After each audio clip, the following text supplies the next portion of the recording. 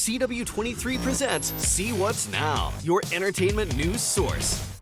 Hey everybody, John and Katie with CW23, and today we are very excited to have comedian, actor, director, basically a little bit of everything, Mike Birbiglia with us right now, and we're talking about the film Don't Think Twice. First of all, what's up with that? We have to acknowledge the tuxedos. It's an homage to the film. Yes, the commune.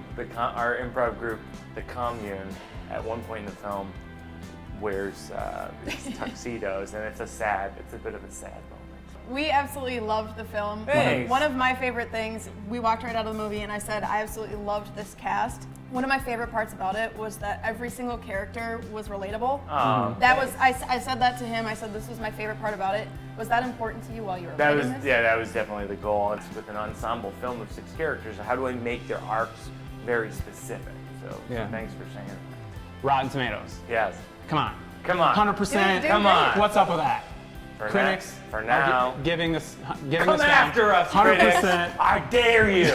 So mar our perfect record. Yeah, exactly. No, who's gonna be the jerk? So far, so good. With a film like this, it's made with so much heart. You know, it's like not a little bit of money and a lot of heart. There's about 100 people with crew and cast that worked on it, and everybody's sort of working for their minimum and putting their most into it. And so with critics saying that kind of stuff, it helps us, make another one. Yeah. Because Sleepwalk, people like Sleepwalk, I was able to make Don't Think Twice. If Don't Think people like it, then I'll be able to make a third one. So you got to go to the Uptown. That's where it'll be. Sleepwalk with Me, my first movie actually, was the premiere film at the Uptown reopening. So you got Minnesota roots a little bit? Oh, I have Minnesota roots. Oh, deep roots. Nice. I love it here. I love the Guthrie. I love Acme Comedy Club. Keep it alive. Sign the petitions. Yeah, it's a great town. It's a smart bunch of folks. I don't know why you guys are so far from other towns. You guys just moved it like an hour and a half closer to Chicago. Like a big trailer. The way that make a note of that. Just one more thing that we're going to work on. The way that you drive those houses. Yeah. But just put Minneapolis on the back of one of those trucks. We'll start with the Acme, and then we'll... Start small. But I love it here. I mean, we did a sneak preview screening at Uptown last night, and the questions are very glass half empty. First question was, what would you have done differently?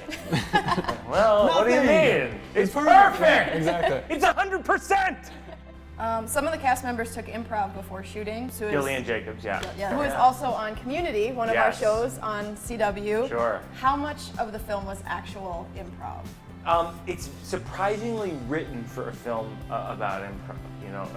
I wrote probably 10 or 12 drafts, and I would have readings at my house and try to make it better and better and better. And then on the shoot day, you just go, whatever comes out is what we want.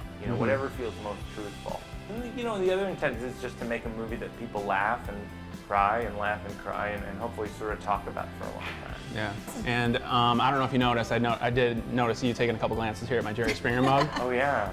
In my binging 24/7 the last couple days of you in general, one thing that I heard that I thought was great was you made some statements like, I'll sign anything. So some people have taken it to the next level. Well, yeah, I've signed babies.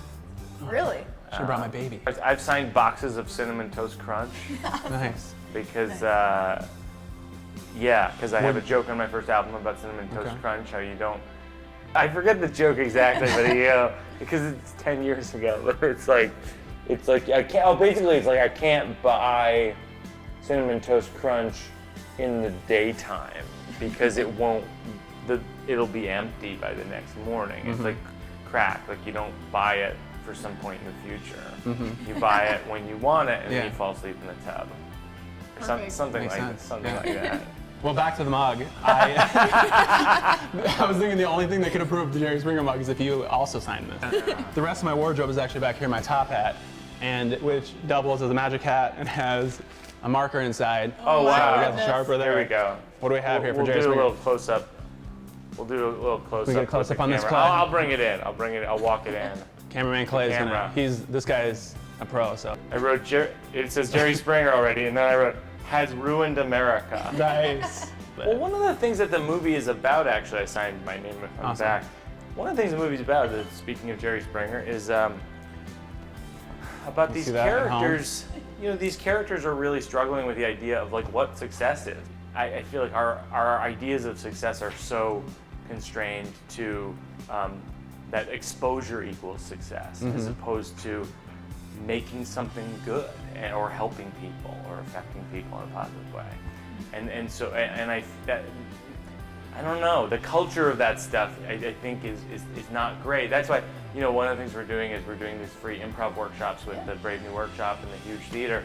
And that's what I was there this morning. I always say that when I speak to improv groups is, you guys have the ability in Minneapolis, or if I'm in Phoenix or San Francisco, you guys have the ability here to make something that's the best improvised, best written, best performed, most topical, timely, affecting improvised play in the world for 20 people or 50 people or 200 people. Yeah. And that's much more powerful than performing, than being on a sort of a mediocre sitcom being half watched by 7 million people.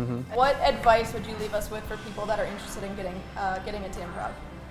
Well, my advice would be go to the huge theater or the Brave New Workshop and take a class and see what those guys are all about, because I think the rules of improv apply so much to life, and I think that's why the movie is universal. Is say yes, and it's all about the group, and don't think, just try things, And I think that's those are, even if you don't end up being an improviser, those are good things to try out.